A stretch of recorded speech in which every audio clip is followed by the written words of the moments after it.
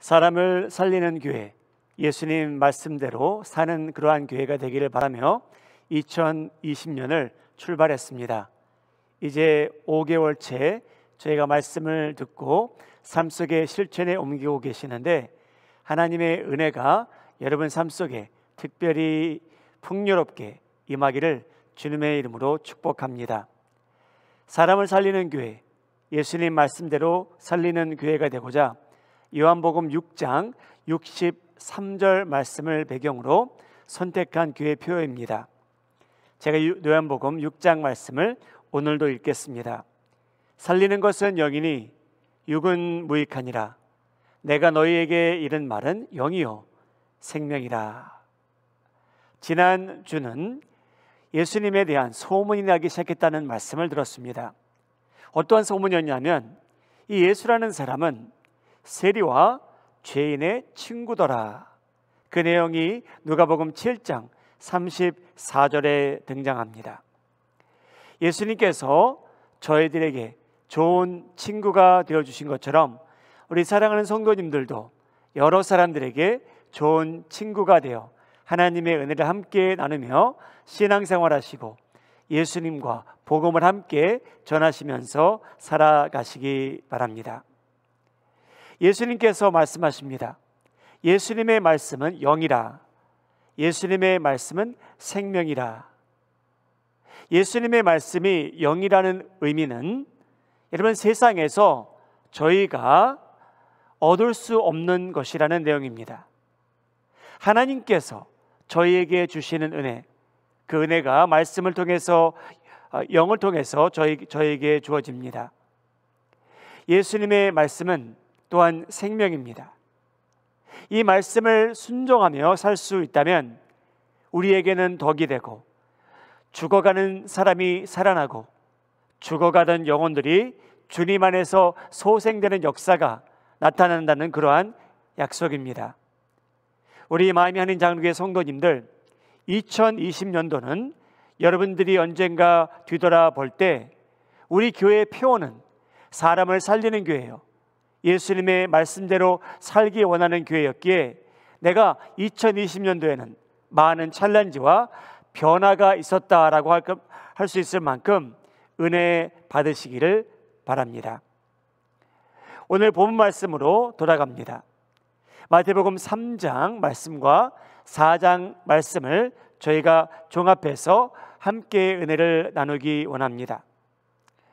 예수님께서 사역을 시작하기 전에 요단강을 찾아가셔서 세례 요한에게 세례를 받는 그러한 모습이 등장합니다. 그때 예수님 외에 많은 사람들이 세례 요한을 찾아 세례를 받기 원했고, 그 중에 한 사람이 어떻게 보면 바로 예수님이십니다. 예수님께서 그날 세례를 받으신 즉시 영광스러운 일들이 일어납니다. 마태복음 3장 16절과 17절입니다. 예수께서 세례를 받으시고 곧 물에서 올라오실새 하늘이 열리고 하나님의 성령이 비둘기같이 내려 자기 위에 임하심을 보시더니 하늘로부터 소리가 있어 말씀하시되 이는 내 사랑하는 아들이요 내 기뻐하는 자라 하시니라. 사랑하는 여러분, 얼마나 영광스러운 모습입니까? 하나님의 음성이 들립니다. 하늘 문이 열립니다. 성령님께서 비둘기같이 내려오셔서 예수님에게 임하십니다. 와우, 저희가 그날 그 자리에 있었더라면 얼마나 은혜가 되었을까요? 저절로 이 예수라는 사람을 믿고 싶었을 것 같습니다. 그런데 여러분, 사람들이 3장과 4장을 분리해놨지만, 여러분 3장 마지막 구절을 읽고 저희가 말하는 4장 1절을 읽게 되면 너무나도 대조되는 사건이 일어납니다. 마태복음 4장 1절, 그때 예수께서 성령에게 이끌려 마귀에게 시험을 받으러 광야로 가시더라. 이런 바로 전에 예수님께서는 하나님의 음성을 듣게 됩니다. 사람들도 하나님의 음성을 듣게 됩니다. 성령께서 그에게 임하십니다. 하늘 문이 열립니다. 그런데 바로 그 뒤에 일어나는 일은 예수님께서 이제 광야로 가시게 되고 마귀에게 시험을 받으러 가셨다라고 성경은 기록합니다. 잠시 비교해 보시기 바랍니다. 요단 강과 이제 사막입니다. 사람들이 많았던 그 자리였고 이제는 사람들이 하나도 없습니다. 짐승들이 가득한 외롭고 어둡고 두려운 광야로 예수님께서 나아가십니다. 너무나 대조되는 그러한 장면입니다. 3장 마지막 구절과 4장 첫 구절. 사랑하는 여러분, 저희는 한번 질문해 봐야 됩니다. 하나님 왜 하필이면 그 영광스러운 모습을 보게 된 체험한 예수님을 광야로 보내셨습니까? 여러분, 여기에 대한 답을 저희가 얻을 수 있다면 그 답이 저희는 삶의 실천함으로 인해 말씀으로만 끝나는 것이 아니고 실천하는 모든 백성들에게 하나님의 특별한 축복이 임하기를 예수님의 이름으로 축복합니다. 다시 한번 질문해 보시죠. 왜 하나님께서 예수님을 광야로 보내십니까? 여러분, 그 이유가 여러 가지 있겠지만 오늘 세 가지를 통해 함께 은혜를 나누기 원합니다. 그 이유는 하나님께서는 아버지이시기에 아들 예수님을 절대적으로 사랑하셨기 때문에 예수님을 광야로 보내셨습니다. 설명드리겠습니다. 요셉과 마리아가 예수님이 12살 때 유월절을 맞이하여 예루살렘에 올라갑니다.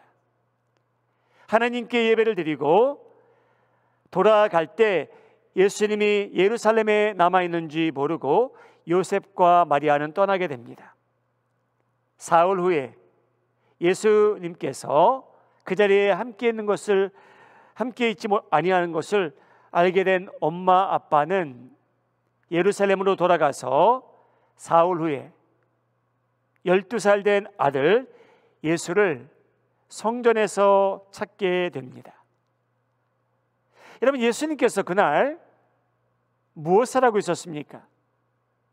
누가복음 2장 46절 47절에 나옵니다.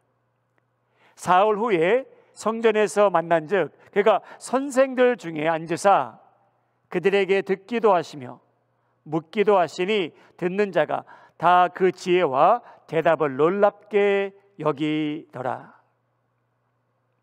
여러분, 예수님께서는요 어려서부터 지혜로웠던 분입니다. 저희가 말하는 구약에 대한 지식도 많았습니다. 어른들과 함께 앉아 대화하고 토론할 정도로 어느 정도 성숙했습니다. 능력이 그만큼 되셨습니다. 이론은 완벽하셨을 겁니다. 그런데 여러분, 아직 12살 나이 된 예수님은 세상에 나가 그 전투에 나가 테스트되지 않은 상태였습니다. 부모님의 사랑과 보호 안에 성장하는 12살 된 예수님입니다. 그런데 아직 세상이 어떤지는 잘 모르십니다. 사랑하는 여러분, 부모로서 자녀를 보호하기 원하는 것은 부모님에게 있는 본능입니다. 얼마나 이쁘고 귀엽고 항상 내 곁에 두고 싶고 보호하며 살고 싶습니다. 집에서는 어리광을 부리고 부족한 면이 많아도 부모님께서는 그들의 허물을 다 감싸주시고 필요한 모든 것을 공급해 주며 살아가십니다. 그것이 바로 부모님들의 특권이자 책임입니다. 그런데 여러분, 만일 그 부모님이 그 자녀를 사랑한다면 그 부모님에게는 또 한 가지 책임이 주어집니다. 그 책임은 무엇인가 하면 이 자녀가 성장함으로 인해 이 거친 세상에, 어두운 세상에 나가서 잘 적응하며 좋은 인간관계를 맺고 인생이 가져다주는 시험과 장애를 극복해 가며 살아갈 수 있도록 부모님께서는 의도적으로 이 아이를, 아들, 딸들을 무장시켜 주셔야만 됩니다. 그것도 부모님의 특권이자 크고도 큰 책임입니다. 여러분, 비교됩니다. 강가 옆에서 하나님의 음성도 들리고요, 많은 사람들이 우아 했을 겁니다. 그런데 하나님께서는 예수님이 아들이셨기에 그를 광야로 보내십니다. 짐승만 있는 그곳으로, 그것도 마귀가 그를 시험할 수 있도록 하나님께서 보내십니다. 그 이유는 하나님께서는 아버지시기에 그를 절대적으로 사랑하셨기에 예수님을 광야로 보내셨습니다. 사랑하는 여러분, 저희가 항상 푸른 초장에서만 산다면 저희가 필요한 것이 원하는 때에 모든 것이 원하는 만큼 공급된다면 여러분, 저희의 성격, 저희의 인격, 모자란 인품, 기본적 인간이 갖춰야 되는 태도, 나라는 존재가 여러분 무엇으로 만들어졌는지 잘 모르고 살던지 인생이란 전쟁터에 나가면 그제서야 내 자신이 얼마나 미숙하고 부족한지 알게 됩니다. 사랑하는 여러분, 하나님께서 예수님도 사랑하셨고 저희도 사랑하십니다. 그래서 때가 되면 저희도 하나님께서 예비하신 길을 걷게 되는데, 여러분, 그러한 단련을 받으실 때 거부하지 마시고 하나님만 의존하며 살아가시는 성도님들 되시기를 예수님의 이름으로 축복합니다. 왜 하나님께서는 독생자 예수님을 광야로 보내십니까? 왜 그곳에서 마귀에게 시험을 받게 놔두십니까? 두 번째 이유는 여기 있습니다. 두 번째 이유는 예수라는 분이 자신의 뜻대로 사는 것보다는 아버지 하나님의 뜻을 순종하며 사는 것이 얼마나 중요한지 광야에서 뚜렷이 배우게 되십니다. 내가 원하는 것이 있습니다. 모든 사람에게 있습니다. 그런데 하나님의 뜻을 구하는 자는 많지 않다고 성경은 말합니다. 하나님 아버지께서 예수님을 광야로 보내시는 이유는 독생자이시긴 하지만 하나님께서는 예수님조차 자기 뜻을 이루는 것이 아니었고 아버지 뜻을 이루기 위해서 이 세상에 온 것을 하나님께서는 확실히 상기시켜 주십니다. 마태복음 4장 2절, 40일을 밤낮으로 금식하신 후에 줄이신지라.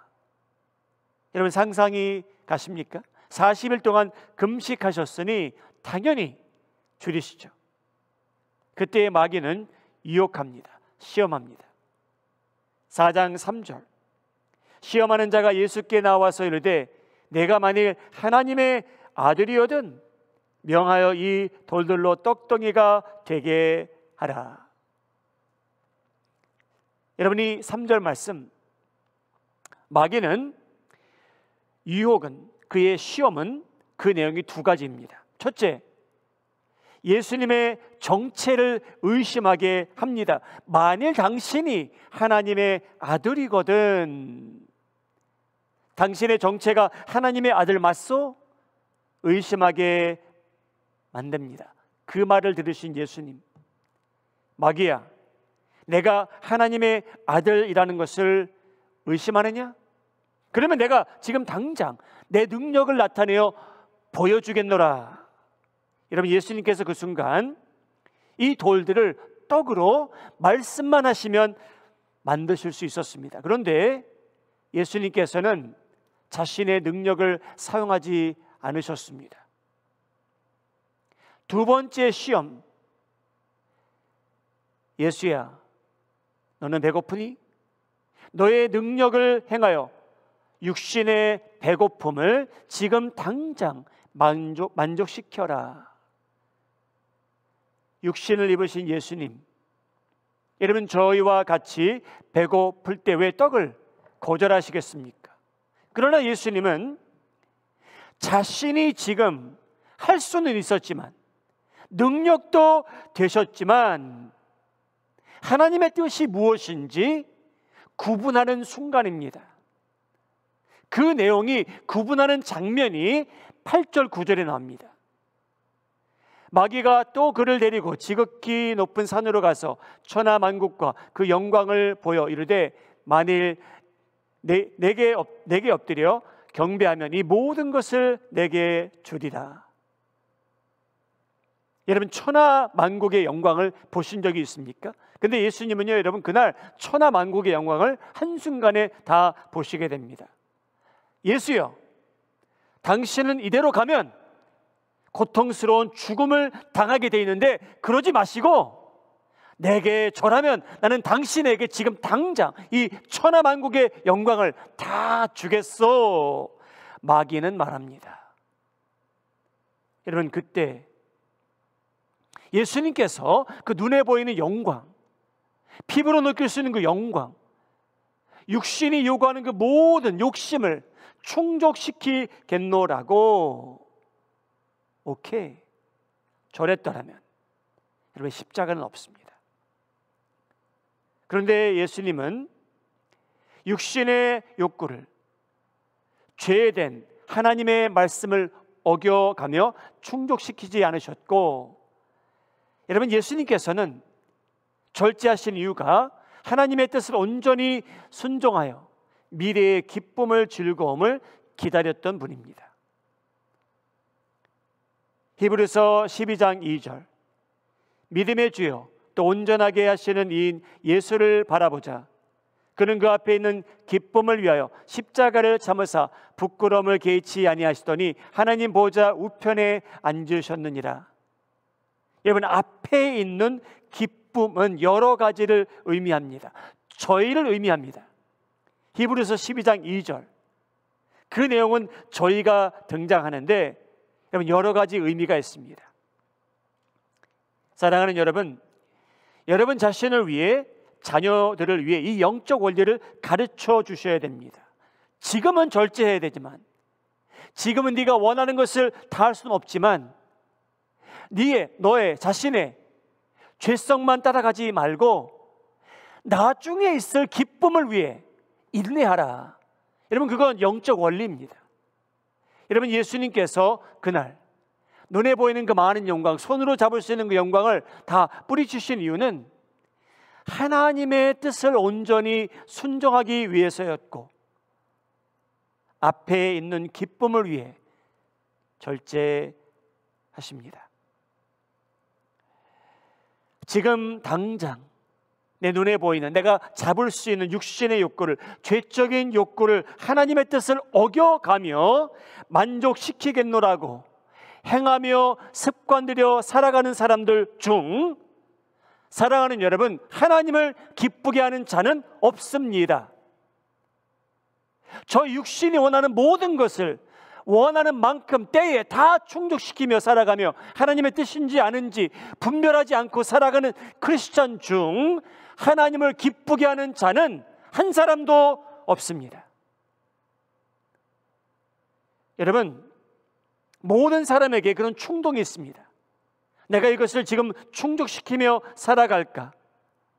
이거는 죄성이 있는 것 같은데, 하나님의 뜻과 어긋난 것 같은데, 그럼에도 불구하고 저희가 그것을 충족시키며 산다면 여러분은 스스로 여러분 인생을 더 훨씬 힘들게 만들고 있으며, 여러분 그 길에서 벗어나지 않는다면 그 사람이 하나님을 믿는 사람이건 아니건 그 사람은 그 인생을 망치게 돼 있습니다. 저희들이나 저희 자녀들이나 여러분 앞에 있는 기쁨을 바라보시기 바랍니다. 내가 지금 원하는 무엇인가를 취하여야겠다는 욕심, 여러분, 유혹들이 많은 사람들의 인생을 쓸모없게 힘들게 합니다. 사랑하는 여러분, 미래를 조금씩 갉아먹는 삶을 사시지 마시기 바랍니다. 기다리시기 바랍니다. 하나님의 뜻을 분별하여 내가 필요한 것, 원하는 것만 충족시키며 사는 것이 아니고, 이 상황 속에서 하나님의 뜻이 무엇일까? 그 질문을 먼저 하시며 살아가실 때에 여러분, 하나님께서 여러분을 위해 예비하신 은혜와 축복이, 그 저장된 축복과 은혜가 여러분 삶 속에 가면 갈수록 풍요롭게 나타나기를 주님의 이름으로 축복합니다. 사랑하는 여러분, 왜 하나님께서 사랑하는 아들 예수님을 광야로 보내십니까? 마지막 이유가 있다면 예수님은 무엇을 배우시냐면요, 천사들보다 말씀을 기준으로 살겠노라고 선택하십니다. 우리 마음이 하는 장로의 성도님들, 이 말씀이 무엇인지 제가 설명을 드릴 텐데, 여기 있는 모든 성도님들도 하나님 말씀을 기준으로 인생을 살아가시는데 성공하시기 바랍니다. 예수님께서 3번 시험을 받으시는데 다 극복하신 후에 일어난 일이 있습니다. 마태복음 4장 11절에 그 내용이 나옵니다. 이에 마귀는 예수를 떠나고 천사들이 나와서 수종들더라. 여러분, 이 구절을 읽으시면 이 질문을 한번 하셔야 됩니다. 하나님, 아니 하필이면 왜 마귀가 예수님을 시험할 때 천사들이 등장하지 않고 왜 예수님께서 마귀가 떠난 후에 천사들을 보내십니까? 라고 질문해 보셔야 됩니다. 여러분, 천사들의 움직임이 있을 때 능력이 나타나는 경우가 구약에 나옵니다. 사람들이 죽는 때도 있었고요, 천사들이 임하는 그때에, 물론 하나님의 메신저로서 임하지만 여러분, 천사들도 능력을 나타낼 수 있는데 40일 동안 주님 예수님, 마귀의 유혹을 받는 예수님, 시험을 받는 예수님을 천사들이 왜 그때 나타나서 돕지 않고 마귀가 떠난 후에 나타납니까? 여러분, 이 내용이 너무나 중요합니다. 예수님에게 도움이 되려면 시험받는 도중에 나타났으면 더 좋을 뻔했는데 라는 것이 저희의 생각이지만, 시험 받으시는 그때에 예수님의 선택입니다. 여러분, 예수님께서 십자가에 못 박혔을 때도 천사들을 다 부르실 수 있었습니다. 그런데 하지 않으셨습니다. 예수님께서 광야에서 시험을 받으실 때도 천사들을, 그 많은 천사들을 동원하실 수 있었는데 예수님께서는 동원하지 않으십니다.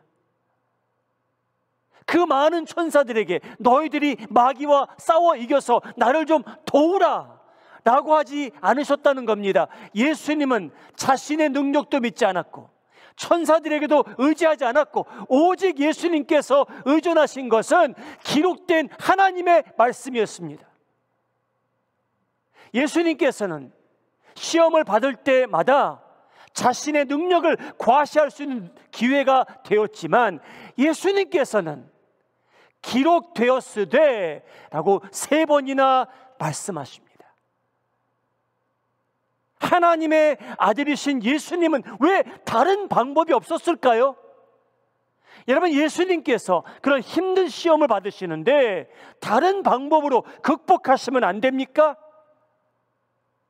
예수님도 전능하신데 예수님의 능력을 좀 과시하시지 않고 천사들을 다 불러다가 물리치시지 않고 예수님께서 유일하게 선택하신 방법은 기록되었으되 그 말씀이 예수님 마음에 존재합니다. 그만큼 예수님께서 하나님의 말씀을 가까이 하며 살았다는 증거입니다. 사랑하는 여러분, 너무나 따분합니다. 보링합니다. 기록되었으되 기록되었으되, 기록되었으되. 사랑하는 여러분, 사인을 좋아하는 시대, 눈부신 것을 좋아하는 이 시대, 영적으로 배부른 이 시대, 여러분 동시에 영적으로 무감각해진 이 시대 많은 성도님들, 여러분 저희도 신앙생활을 하는데 어떻게 하면 좀 더 흥분되고 눈부신 방법으로 해보지 않을까 구상하며 살아가는 때가 왜 없겠습니까? 어떤 프로그램이 좀 더 흥분될까? 어떤 강사라면 좀 더 열심히 믿어볼 텐데 이러한 표적과 저러한 기적도 따르면 더 열심히 내가 신앙생활 할 텐데, 천사가 나타나면 내가 하나님을 더 잘 믿어볼 텐데. 사랑하는 여러분, 기독교인들도 마법의 탄환을 찾고 있을 때가 많습니다. 사랑하는 여러분, 말씀을 잘 들으셔야 됩니다. 여러분들이 하나님의 기적과 능력을 기다린다는 거 잘못된 거 절대 아닙니다. 표적을 찾는 것도 어떻게 보면 성경적입니다. 신비스러운 일도 일어나는 것도 어떻게 보면 기독교인들에게는 정상입니다. 그런데 여러분, 능력만 찾아다니는 사람들에게는 부작용이 항상 일어납니다. 사랑하는 여러분, 신비스러운 일만 찾아다니는 기독교인들은 그들 삶 속에도 부작용이 분명히 일어납니다. 사랑하는 여러분, 예수님을 보시기 바랍니다. 다시 한번, 여러분 예수님께서 시험을 받으시는데 능력이 부족하십니까? 아닙니다. 천사들의 이름을 몰라서 동원 못하셨습니까? 그것도 아닙니다. 사랑하는 여러분, 예수님께서는 능력도 되시지만 천사들을 다 부르실 수도 있었지만 예수님께서 기록되었으되 라고 하신 이유는 예수님의 삶은 하나님 말씀이 기준되어 살았다는 내용을 예수님께서 증명하십니다. 사랑하는 여러분, 기독교인으로 살아간다는 것, 하나님의 뜻을 분별하며 살아간다는 것, 여러분 따분할 수 있습니다. 다른 사람들이 볼 때 보링할 수 있습니다. 그런데 여러분, 만약 여러분들이 마음을 굳게 먹고 나는 하나님 말씀을 기준으로 이 인생을 살아가겠노라고 하면, 여러분 바로 그것이 어떻게 보면 예수님을 닮아가는 삶입니다. 하나님 말씀이 우리 신앙의 기초로 단단히 든든히 세워지기 원한다면, 여러분 하나님 말씀을 여러분들이 개인적으로 가정적으로 사모하는 현상이 나타나기를 예수님의 이름으로 소원합니다. 여러분 시편 19편 119편 9절에서 11절 말씀입니다. 청년이 무엇으로 그의 행실을 깨끗하게 하리이까? 여러분 집안에 청년이 있습니까? 여러분 그 청년이 어떻게 해야 그의 삶을 거룩하게 깨끗하게 할 수 있을까요? 그 답이 거기 나옵니다. 주의 말씀만 지킬 따름이니이다. 여러분 다른 것도 중요하겠죠. 그런데 여러분 가장 기초적이고 기본적인 것은 그 청년이 그의 삶이 깨끗하게 원한다면 하나님 말씀을 기준으로 살아야만 됩니다. 10절, 내가 전심으로 주를 찾았사오니 주의 계명에서 떠나지 말게 하소서. 11절, 내가 주께 범죄하지 아니하려 하여 주의 말씀을 내 마음에 두었나이다. 하나님께 죄 짓기 싫은 저희들 어떻게 하시겠습니까? 천사들을 다 부르시겠습니까? 여러분들이 능력이 돼서 그 능력으로 나타내시겠습니까? 성경은 이렇게 말합니다. 하나님께 죄를 짓기 원치 않는다면 하나님의 말씀을 여러분 마음속에 두래요. 여러분 예수님께서는 마귀를 대적하실 때 능력도 나타내지 않으셨고요, 천사들도 부르지 않으셨고요. 예수님께서는 거의 따분하게 기록되었으되.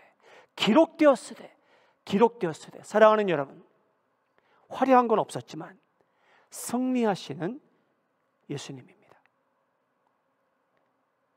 여러분 저희는 말씀에 젖어 삽니다. 성경책이 여러 군데 너무나 많이 있습니다.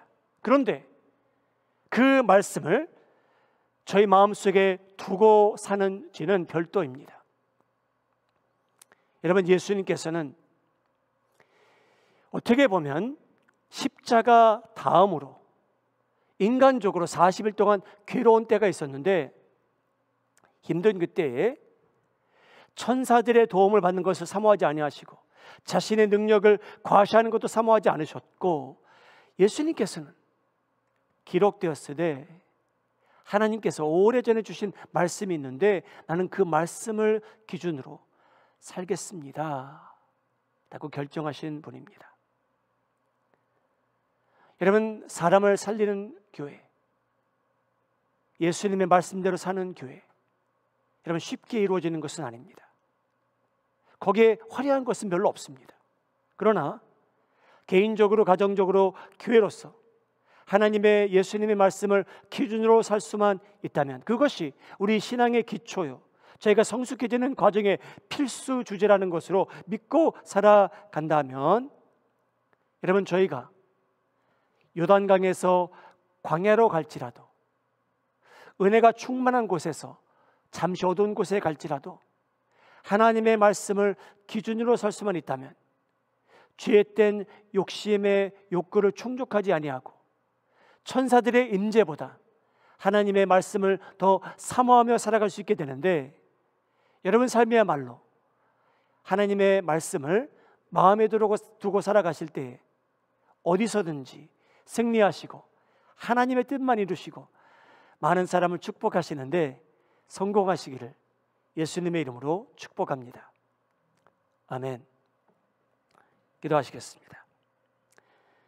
저희를 사랑하시는 하나님, 하나님께서 예수님을 아들로 여기셨기에, 저희가 하나님의 아들, 딸들이 되었기에 하나님께서는 요단강에 있는 저희에게 은혜도 베푸시고 때로는 광야로 보내셔서 저희가 연단받게 하신 것 감사합니다. 주님, 연단받을 때 거부하지 말게 하시고 그 자리에서 하나님의 말씀이 얼마나 저희에게 소중한지 천사들의 도움을 받게 하시고 말씀을 굳건히 붙들어 그 말씀대로 살아갈 수 있는 특별한 은혜와 지혜와 분별력도 허락하여 주시옵소서.